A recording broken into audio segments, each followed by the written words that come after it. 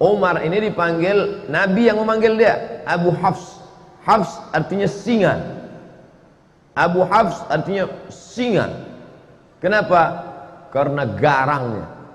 Dulu sebelum masuk Islam, dia pemenang gulat di pasar Ukaz. Di Makkah itu ada satu pasar namanya pasar Ukaz. Kalau di Pekanbaru ada namanya pasar Senapelan, pasar bawah. Di pasar Ukaz itu setiap tahun diadakan lomba gulat. Juara bertahannya Sayyidina Umar Ibn Khattab, menang tiap tahun. Umur dia ketika Nabi dapat wahyu, beda umur dia dengan Nabi 20, bedanya 13 tahun. Kalau Abu Bakar sama Nabi bedanya 2 tahun. Jadi ketika Nabi berumur 40 tahun dapat wahyu, maka Abu Bakar umurnya 38 tahun. Sedangkan Umar dengan Nabi jarak umurnya 13 tahun. Jadi ketika Nabi dapat wahyu umur 40 tahun, maka umur Umar waktu itu 27 tahun. 27 kalau sekarang ya masih anak muda lah. Selesai S1 23, ambil S2 3 tahun 26, kemudian sedang S3 semester 2 27 tahun. Anak muda sedang segar-segarnya. Itulah dia Umar bin Khattab, pemenang juara gulat bertahan. Maka ini Umar bin Khattab, Nabi ingin betul supaya dia ini masuk Islam. Sampai Nabi berdoa, Allahumma a'izzal Islam bi Umaraini. Tolonglah Islam ini dengan dua Umar ya Allah. Ada 2 Umar di Makkah yang waktu itu hebat betul. Ya Allah, tolonglah Islam ini. Kalau masuk Islam 2 Umar ini, insya Allah kuat Islam ini. 1 Umar bin Khattab, 1 Umar bin Hisham. Kalau saya sebut Umar bin Hisham, banyak orang tak tahu. Tahu Umar bin Hisham? Tidak. Kalau saya sebut nama kerennya, tahu. Umar bin Hisham, Abu Jahal. Sedangkan ini Abu Hafs, Abu Jahal, si goblok, bodoh. Abu Jahal itu apa artinya Ustaz? Bongak. Sedangkan ini Abu Hafs, singa, perkasa. Nabi minta pada Allah, ya Allah, kalau bisa 2 orang Umar ini masuk Islam, mantap Islam ini. Dan Umar bin Khattab masuk Islam. Abu Jahal mati dalam keadaan kafir. Tapi masuk Islamnya tak cepat, lama. Tahun 1 tak masuk Islam. Tahun beda dengan Abu Bakar. Abu Bakar tahun 1 langsung masuk Islam. Tahun 2, tahun ke-6 baru dia masuk Islam. Dia memusuhi Islam. Siapa yang masuk Islam, ada budak dia, hamba sahaya dia masuk Islam, habis disiksanya. Lalu kemudian pernah satu hari dia mau membunuh Nabi Muhammad. Keluar dari rumah, dicabutnya pedang. Jumpa sama kawannya, kau mau kemana Umar? Aku mau memancung kepala Muhammad. Ente tahu, ente Bani Adi. Mereka pakai Bani. Anak-anak keturunan Adi disebut Bani Adi. Muhammad SAW itu Bani Hashim. Muhammad bin Abdul Muttalib bin Hashim bin Abdi Manaf. Maka dia Bani Hashim. Kau mau membunuh siapa? Aku mau membunuh Muhammad. Kau tahu tak Muhammad itu siapa? Muhammad, anak Abdullah, anak Abdul Muttalib, anak Hashim, anak Abdi Manaf, anak Qusay. Qusay itulah yang membangun kota Makkah ini. Kalau sampai anak cucu kemanakan mereka ini mati, ente habis nanti. Akhirnya tak jadi dia bunuh Nabi Muhammad sallallahu alaihi wasallam. Suatu hari dia bertamulah ke rumah adiknya. Nama adiknya Fatimah bintil Khattab. Nama dia Umar bin Khattab. Fatimah bintil Khattab ini punya suami namanya Said. Dia dah dapat kabar si Said sama adiknya ini masuk Islam sudah. Tapi berita itu masih isu lagi, masih infotainment, masih was-was.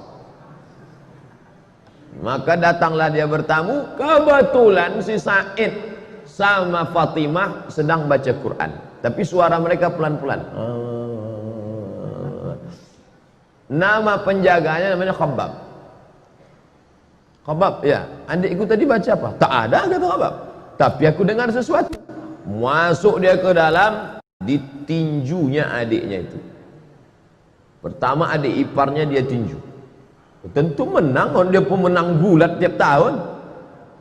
Habis dia tinju adik iparnya, lalu kemudian adik dia perempuan yang lemah tu dia tinju. Tapi kemudian dia tengok tak ada rasa takutnya. Maka dia heran nih, ini adikku perempuan, lemah. Tapi ketika kita kan bisa menengok orang, kalau kita gertak dia takut, pucat dia lari. Ini enggak, berdarah, keluar darah dari wajah Fatimah bintul Khattab, tapi dia tak takut. Maka Umar mengaku, setelah dia masuk Islam baru dia ngaku. Apa kata dia? Kata dia, sya'urtu bid-du'fi lamma ra'aitu dama kharaja min wajhiha. Aku tiba-tiba merasa diriku lemah ketika aku tengok darah keluar dari wajahnya. Jadi saudara-saudara kita yang nampaknya lesu, lemah, tapi dikuatkan oleh Allah, dikuatkan malaikat, maka orang-orang yang merasa diri hebat itu merasa lemah dalam dirinya. Ini terjadi pada Sayyidina Umar bin Khattab. Dia menang, juara gulat bertahan tiap tahun, badannya kekar, kokoh. Adiknya ini perempuan, lemah. Ketika dia tinju sampai berdarah, tapi tak ada rasa takutnya. Ternyata Umar yang kuat itu, dia rasa dalam dirinya, oh kok tiba-tiba aku merasa lemah. Lalu kemudian dia tarik kertas dari tangan adiknya itu. Apa yang sedang kau baca ini? Betullah ternyata kabar yang kudengar selama ini, kalian sudah suami istri masuk Islam ya. Ini rupanya kalian ikut Muhammad. Aku memusuhi orang, adik iparku dan adik kandungku sendiri sudah ikut Muhammad sallallahu alaihi wasallam. Ditariknya. Apa kata Fatimah? Fatimah adik dia, Fatimah bintil Khattab. Ya Umar ibn al-Khattab, innaka najassun bisyirkika. Dengan mulut berdarah dia katakan, hai Umar bin Khattab, engkau najis karena kau syirik. Bukan dia takut, ada kekuatan dalam dirinya. Umar yang sedang down, sedang rasa lemah, menengok adiknya tegar, malah kata-katanya, innaka najasun, kau najis karena kau syirik, maka kau tak layak, la yamassuhu illa tahirun. Tidak ada yang layak memegang lembaran ini. Waktu itu belum ada Quran 30 juz. Jangan bayangkan Umar memegang besar begini. Enggak, lembaran-lembaran, suhuf namanya, lembaran, selembar-lembar. Ada ditulis di tulang onta, ada ditulis di pelepah korma, ada ditulis di batu-batu. Tapi ada kertas yang masuk, karena Mesir sudah ada kertas. Mereka sudah punya hubungan dagang. Orang-orang Yahudi sudah ada mulai ketemu kertas, tak banyak. Salah satu kertas itu dipegang oleh Fatimah, ditarik oleh Umar bin Khattab. Ketika itu bangkit keberanian Fatimah karena membela Quran, tak boleh dipegang oleh orang bernajis. La yamassuhu illa tahirun. Tak boleh memegang ini kecuali orang yang suci. Tiba-tiba Umar yang perkasa itu meletakkan lembaran itu, dia mandi. Dia rasa diri dia lemah, adiknya yang berdarah ini kuat. Ini menunjukkan bahwa fisik kita ini sebenarnya hanya casing sampul saja, tapi di dalam itu ada kekuatan ruh yang luar biasa. Perempuan lemah, mulut berdarah, tapi kalau kuat ikatannya dengan Allah, dia kuat. Umar bin Khattab pemenang gulat, perkasa, tapi kalau dia lemah hubungan dengan Allah, dia lesu, dia kalah. Lalu kemudian dia pun mandi. Setelah mandi, dia balik, penasaran dia kertas ini, lalu dia tengok. Toha ma anzalna alaikal qur'ana litashqa.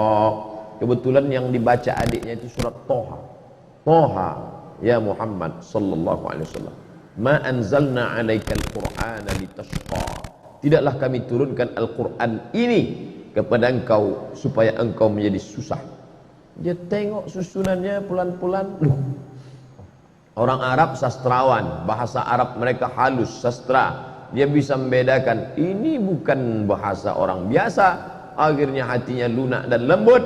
Lalu kemudian dia pun segera untuk menjumpai Nabi Muhammad sallallahu alaihi wasallam. Waktu itu Nabi sedang berada di rumah Al-Arqam bin Abil Arqam. Itu markas mereka berkumpul di kota Makkah Al-Mukarramah. Masih dakwah sembunyi-sembunyi, tak ada berani terang-terangan. Lalu kemudian Nabi, yang menjaga Nabi waktu itu 40 orang laki-laki perkasa. Di antara yang menjaga Nabi itu adalah Asadullah, singa Allah. Dia adalah Hamzah bin Abdul Muttalib. Ini jumpa singa sama singa. Hamzah Asadullah, Umar Abu Hafs. petarung sama petarung. Lalu Umar pun masuk ke dalam rumah Al-Arqam bin Abil Arqam, maka yang pertama kali menyambut dia adalah singa, disambut oleh singa. Apa kata Hamzah bin Abdul Muttalib? Kalau kau datang untuk menyerah, kami terima engkau. Tapi kalau kau datang untuk membunuh Muhammad, qatalnaka bisayfik, kami akan bunuh engkau bukan dengan pedang kami, kami bunuh engkau dengan pedang engkau sendiri. Penghinaan yang luar biasa. Kalau ada orang dibunuh dengan pedang orang lain itu biasa, tapi dibunuh dengan pedang kita sendiri, maka itu penghinaan luar biasa. Umar, kau datang ke rumah ini sebagai orang menyerah, ahlan wa sahlan. Tapi kalau kau datang untuk membunuh Muhammad, maka kami yang akan memancung kepala engkau dengan pedang yang kau bawa itu sendiri. Lalu kemudian Nabi mempersilakan dia masuk. Silakan dia masuk. Kemudian setelah dia masuk, Nabi bertanya, "Ma ja'a bik?" Apa yang membuat kau datang kemari? Yang membuat kau datang kemari apa, wahai Umar? Waktu itu Umar menjawab, "Ji'tu li'u'mina bika, ji'tu li'u'mina billah wa bika wa billadzi unzila ilaik." Aku datang untuk percaya kepada Allah, percaya kepada engkau bahwa engkau Rasulullah, dan percaya kepada apa yang diturunkan kepada engkau, yang tadi baru saja kubaca di tangan adikku bernama Fatimah binti Al-Khattab. Dia Umar bin Al-Khattab. Lalu kemudian dia pun bersyahadat di hadapan Nabi SAW. Lalu sahabat semuanya gembira senang karena terkabullah doa Nabi. Salah satu Umar masuk Islam, Umar bin Khattab. Lalu sahabat bertanya, "Alasna alal haq?" Apakah kita ini dalam kebenaran? Apa kata Umar? Untuk apa lagi kita bersembunyi? Maka sejak itulah orang berani membaca Quran dengan suara jahar. Sebelumnya kalau baca Quran seperti dengungan tawan di dalam sarang. Setelah Umar bin Khattab masuk Islam, mereka berani karena ada dua singa yang sudah mengawal Nabi Muhammad sallallahu alaihi wasallam. Yang satu Hamzah bin Abdul Muttalib Asadullah, yang satu lagi adalah Umar Al-Faruq Abu Hafs. Maka mereka baca Bismillahirrahmanirrahim, Taha ma anzalna alaikal qur'ana litashqa. Maka mereka lantang membacanya. Lalu kemudian Islam pun menjadi kuat dengan berbagai cobaan dan ujiannya, sampailah pada masa hijrah. Lalu kemudian Umar bin Khattab termasuk orang yang pertama golongan yang ikut hijrah bersama Nabi Muhammad sallallahu alaihi wasallam. Jadi kalau Nabi hijrah umurnya 53 tahun kurang 13, berarti Umar waktu hijrah itu umurnya 40 tahun. Sebayalah dengan saya sekarang 40 tahun. Umar bin Khattab waktu itu macam saya, tapi badannya tak macam saya. Itu dia karena juara gulat, dia tegak. Umar bin Khattab tinggi, besar. Lalu kemudian dia pun pindah ke kota Al-Madinah Al-Munawwarah, mengikuti Nabi sallallahu alaihi wasallam. Anaknya dinikahkannya dengan Nabi sallallahu alaihi wasallam, itulah bernama Hafsah Ummul Mukminin. Makanya Abdullah bin Umar banyak meriwayatkan hadis. 7 di antara sahabat Nabi yang banyak meriwayatkan hadis adalah Abdullah bin Umar. Kenapa Abdullah bin Umar bisa banyak hadisnya? Karena dia punya kakak menikah dengan Nabi, maka dia bebas main jalan di rumah Nabi, yaitu Hafsah. Maka Nabi itu abang ipar dia. Lalu kemudian setelah Nabi meninggal, naiklah penggantinya, yaitu Abu Bakrin As-Siddiq. Bermusyawarah mereka di satu tempat namanya Saqifah Bani Sa'idah. Nanti Bapak Ibu pergi umrah, ini Masjid Nabawi mengarah ke kiblat, tengok di sebelah kanan masjid. Setelah keluar dari pintu Babus Salam, terus saja setelah Museum Al-Quran, Museum Asmaul Husna, di sana itu ada taman, hotel keliling, tapi yang di situ tetap taman, memang tak boleh dibangun. Itulah dia Saqifah Bani Sa'idah. Di situ mereka bermusyawarah siapa yang akan mengganti kepemimpinan Madinah setelah Nabi Muhammad sallallahu alaihi wasallam meninggal. Naik Abu Bakar Siddiq 2 tahun, meninggal Abu Bakar, dilantiklah Sayyidina Umar. Khalifah artinya pengganti. Meninggal Nabi, penggantinya bukan pengganti Nabi, karena Nabi la nabiyya ba'dah. Tak ada Nabi sesudah Nabi Muhammad sallallahu alaihi wasallam. Maksud khalifah di situ adalah pengganti kepemimpinan politik. Maka digantikan oleh Sayyidina Abu Bakar Siddiq. Setelah Abu Bakar meninggal, naik pengganti Abu Bakar. Maka nama menjadi dua. Kalau Abu Umar, Abu Bakar, Khalifatu Rasulillah, pengganti Rasulullah. Ketika meninggal Abu Bakar, naik Umar, namanya terlalu panjang. Khalifati Rasulillah, penggantinya Rasulullah. Maka ini namanya tidak menarik. Masa namanya siapa itu? Khalifahnya Rasulullah. Nanti kalau tiga, khalifah Rasulullah. Maka muncullah nama baru, dia dipanggil dengan Amirul Mukminin. Dialah pemimpin pertama yang dipanggil dengan Amirul Mukminin, Umar ibn Khattab. Kalau khalifah, Abu Bakar Siddiq. Amirul Mukminin, Umar bin Khattab. Di masa pemerintahan Umar bin Khattab muncul ijtihad baru. Pertama, dibentuknya syurtah, polisi. Pada masa Abu Bakar tak ada. Pada masa Umar, situlah ada kepolisian kota Madinah Al-Munawwarah. Pada masa Umar bin Khattab, tentara dikasih gaji bulanan, rawatib namanya. Sebelumnya tak ada. Sebelumnya kalau perang, habis perang baru dapat harta rampasan perang, ghanimah namanya. Tapi pada masa pemerintahan Umar, digaji pokok. Perang tak perang, pokoknya dapat. Itu pada masa Umar bin Khattab.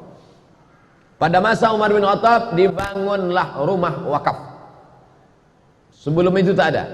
Sebelum itu Baitul Mal saja. Tapi ini khusus dibuatkan rumah wakaf.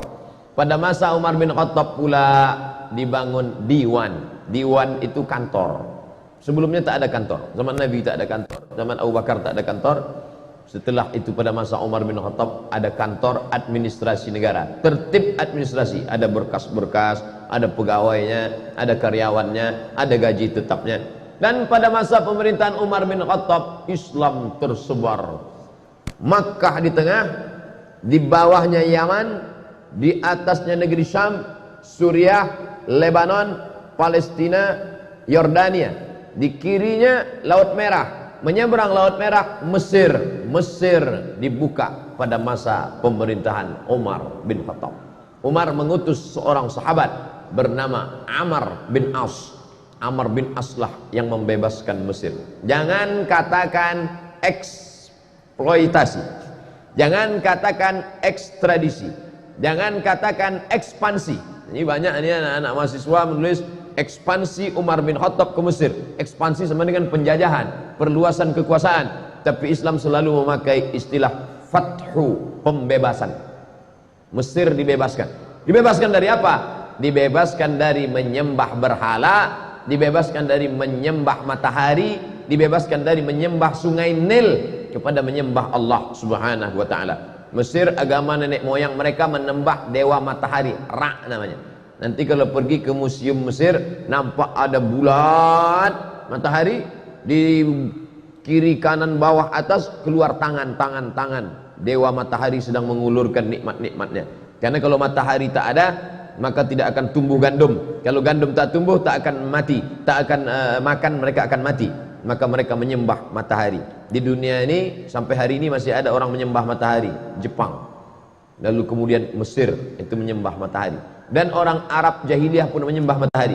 Makanya tak boleh kita sholat sunat isyraq sebelum matahari lewat setinggi galah, karena itu adalah waktu yang dipakai untuk orang kafir jahiliyah menyembah matahari. Maka disebut ada istilah qarnai syaitan, dua tanduk setan. Ketika matahari terbit, ini bumi, ini matahari, naik matahari terbit. Ketika matahari terbit, datang dua tanduk setan.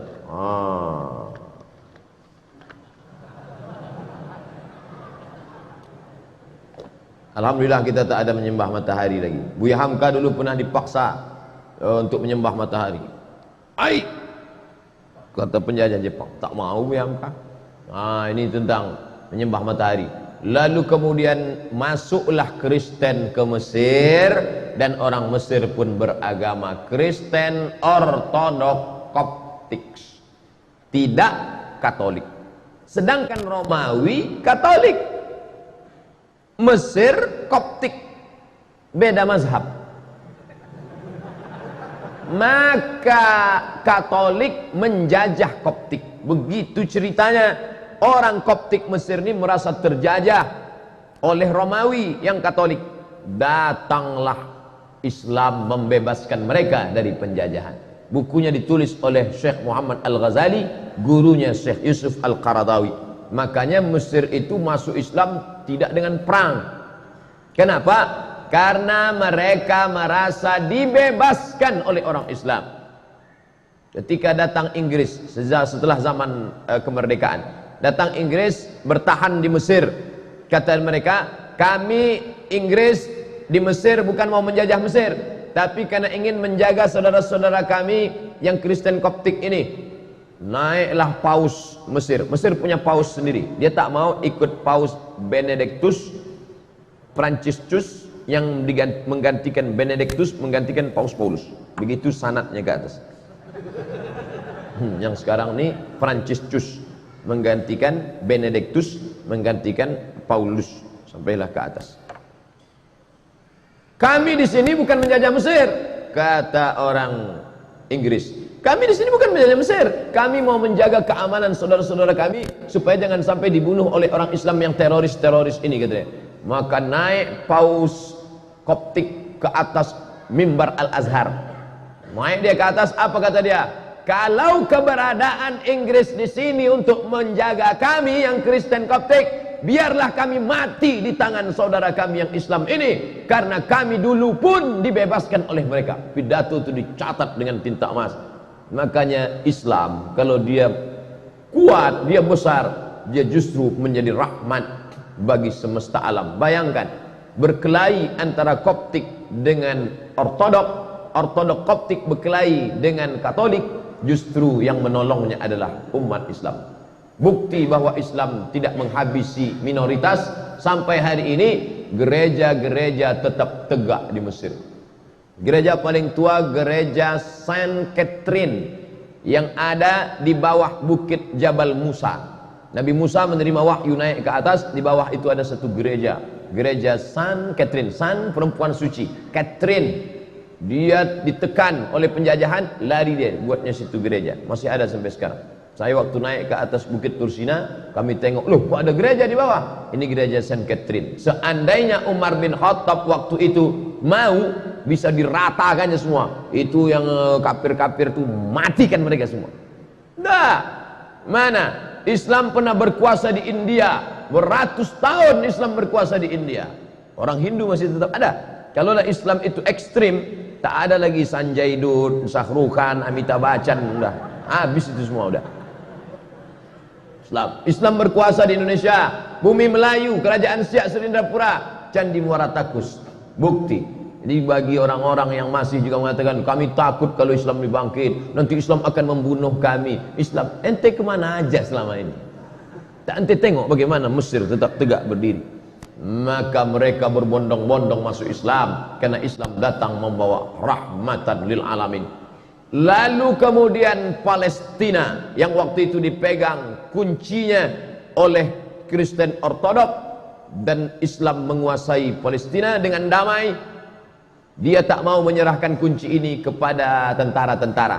Apa kata pimpinan agama Kristen Palestina? Kunci ini hanya mau aku serahkan kepada Umar bin Khattab. Dia penasaran, mana Umar tuh, aku mau menengok Umar. Kalau mau kunci ini, datang kemari. Umat Islam kalau mau merampas kunci itu bisa aja, tariknya udah. Tapi Umar bin Khattab bijaksana, biar aku yang datang, kata Umar. Datanglah Umar. Dibayangkan si pendeta ini akan datang pasukan berkuda dengan baju besi, dengan tombak. Tunggunya lah, berkedip-kedip mata dia menengok, manalah Umar bin Khattab. Dari kejauhan ditengoknya onta satu ekor, ada dua orang. Yang mana Umar bin Khattab, kata dia. Dua orang ini ganti-gantian, kadang budaknya di atas, kadang Umar di bawah, kadang Umar di bawah, kadang budak di atas. Pas ketika mau dekat pintu Baitul Maqdis, giliran Umar di bawah, budaknya di atas. Tengoknya pakaian Umar biasa aja, disangkanya Umar pakai baju kebesaran, pakai jubah sutra, pakai cincin emas, pakai naik kereta kencana, feodal. Umar tuh low profile. Tengoknya Umar. Yang mana Umar bin Khattab? Ini dia. Ini Umar bin Khattab yang menguasai dari Yaman sampai ke Palestina, sampai ke Mesir itu. Ya, inilah dia. Kata mereka terkejut. Lalu kemudian Umar dipersilakan solat di gereja tempat lahirnya Isa alaihissalam. Silakan Umar solat. Umar tak mau. Solat dia di depan gereja. Ini gereja, solat dia di depan gereja. Selesai dia solat, orang bertanya, kenapa kau tak mau solat di dalam gereja itu Umar? Nanti kalian tengok. Sekarang barulah orang terkagum sama Umar. Kenapa? Bekas sujud Umar solat itu, itulah didirikan masjid sekarang, namanya Masjid Umar bin Khattab, berhadap-hadapan dengan katedral kelahiran Isa alaihissalam. Bayangkan kalau Umar bin Khattab solat di gereja itu, apa yang terjadi? Rata gereja itu jadi masjid. Tengok Umar bin Khattab bijaksana. Begitulah dia. Tapi ada satu api dalam sekam, sakit hati dia. Siapa dia? Ketika Umar bin Khattab membebaskan Persia, Makkah di tengah, Yaman di bawah, Syam di atas, Mesir di kiri. Di kanan ini ada Persia. Persia lebih kuat daripada Roma. Makanya dalam Quran ada suatu surat namanya surat Ar-Rum. Ghulibatir Rom. Bangsa Romawi pernah kalah. Siapa yang mengalahkan Romawi? Persia. Persia paling hebat. Dan Persia dikalahkan oleh Umar bin Khattab. Jika Romawi dikalahkan Persia dan Persia dikalahkan Umar, maka Umar menguasai dunia. Tapi ternyata ada satu orang dendam, kesumat, sakit hati, ditikamnya lah Sayyidina Umar pada tanggal 24 Zulhijjah, hari Rabu, saat rakaat pertama sholat. Ditikamnya pada tanggal 24, 25, 26, 27. Setelah itu tanggal 30 meninggallah Sayyidina Umar Ibnul Khattab pada tahun 23 Hijrah. Umurnya pas 63 tahun. Nabi Muhammad meninggal 63, Abu Bakar meninggal 63, Umar bin Khattab meninggal 63. Saya sudah hitung-hitung, insya Allah meninggal tahun 2040. Waktu itu umur saya 63. Sok mantap katanya. Kalau berlebih bonus. Kalau mati besok, alhamdulillah. Orang Islam tak pernah berduka cita. Allahumma ja'alil hayata ziyadatan lana fi kulli khair. Kalau aku hidup besok pagi, pahala aku bertambah. Masuk ke UIN, mengajar, pahala bertambah. Kalau mati aku malam ini, alhamdulillah. Besok dosa tak ada. Tak lagi mata ni menengok celana pendek. Nah, oleh sebab itu maka Umar bin Khattab pun ditikam, meninggal dunialah dia pada tahun 23 Hijrah. Lalu kemudian dia dimandikan oleh anak kandungnya Abdullah bin Umar bin Khattab. Maka kita ni kalau memandikan kita itu nanti anak kandung kita yang laki-laki. Saya alhamdulillah ada anak laki-laki saya, dialah nanti yang akan memandikan saya, insyaallah. Maka Bapak Ibu sekalian, buatlah di Masjid Raya ini pelatihan memandikan jenazah. Yang ikut pelatihan itu anak-anak muda. Ini banyak dibuat pelatihan yang ikut orang tua-tua. Bapak kenapa ikut? Yang mau dimandikan ini bapak. Tak usah ikut. Anak-anak muda itu dilatih, biar nanti waktu awak mati dia mandikan kita. Kalau dia mandikan kita, takkan dia ambilnya gayung tinggi-tinggi. Di situ jenazah ayah sudah mau. Dan tu pelan-pelan dia, kan ini ayahku dulu. Tapi kalau orang lain memandikan kita, apalagi kita waktu dulu hidup sombong minta ampun. Dia ambilnya semprot dorsmir. Mana Mama Lemon gitu, disiram kayak ke hidung. Makanya latihlah anak awak mandi jenazah. Ibu memandikan anak itu satu hari berapa kali? Mandi pagi, mandi siang, mandi malam, mandi, makan coklat, mandi, tumpah lontong, mandi, makan, mandi. Nah, habis itu ibu mandikan dia satu hari 5 kali. Setahun sekali 5, 3 kali 5, 1500 kali ibu mandikan dia. Dan ibu minta mandikan dia sekali saja. Nah, aku mau kau mandikan aku sekali saja. Mandi apa? Mandi jenazah. Umar bin Khattab bertuah. Yang memandikan dia siapa? Abdullah bin Umar bin Khattab. Yang jadi imam solat jenazahnya Suhaib. Ada orang Romawi, bukan orang Arab. Suhaib Ar-Rumi, orang Romawi yang dulu hijrah dari Makkah ke Madinah, semua hartanya diambil. Suhaib, dulu kau merantau ke Makkah nih sebatang kara, tak ada apa-apa. Sekarang kau sudah kaya, kalau kau mau ikut Muhammad, tinggal semua hartamu. Suhaib Ar-Rumi. Apa maknanya? Jangan kita pesankan nanti ambo kalau mati nan menyembayangkan ambo mesti orang payakumbuh. Aku kalau mati nanti maka yang menyembayangkan aku orang dari Mandailing Natal saja. Aden kok isuk kalau mati maka nan menyembayangkan ambo orang dari Yogyakarta. Ambo kok sebenarnya orang awak tapi dah dek lama di Jogja. Maka bantu iko lah bahasa ambo. Tidak lagi menengok suku. Jangan lagi ditengok dari mana dia. Suhaib Ar-Rumi bukan orang Arab. Sedangkan Umar bin Khattab orang Quraisy. Tinggi nasabnya. Menantu Nabi SAW, mertua Nabi SAW. Tapi yang memandikan dia siapa? Suhaib Ar-Rumi mu'allab. Orang Roma yang masuk Islam. Maka lalu kemudian setelah itu bergantilah kepemimpinan Utsman bin Affan. Dimakamkanlah dia di makam yang paling mulia di samping Nabi Muhammad sallallahu alaihi wasallam. Jadi kalau ini kiblat, ini mimbar Nabi, ini mihrab Nabi, ini kiblat, di sini kamar Nabi. Kamar Nabi, rumah Nabi bersama Aisyah 22 meter lebih kurang. Pas di situ kata Nabi, nanti kalau aku mati kuburkan aku, jangan bawa jenazahku kemana-mana. Nahnu ma'asyurul anbiya, kami para nabi nudfanu min haitsu namutu, di mana kami mati maka disitulah kami dikuburkan. Makam pertama Nabi sallallahu alaihi wasallam. Setelah itu Umar bin Khattab, setelah itu Abu Bakar Siddiq, setelah itu Umar bin Khattab. 3 makam. Maka kita ucapkan salam, assalamu alayka ya Rasulullah, assalamu alayka ya Abu Bakr Siddiq, assalamu alayka ya Abu Bakr Siddiq, assalamu alayka ya Umar Al-Faruq radhiyallahu anhu. Jangan lupa subscribe, like, and share.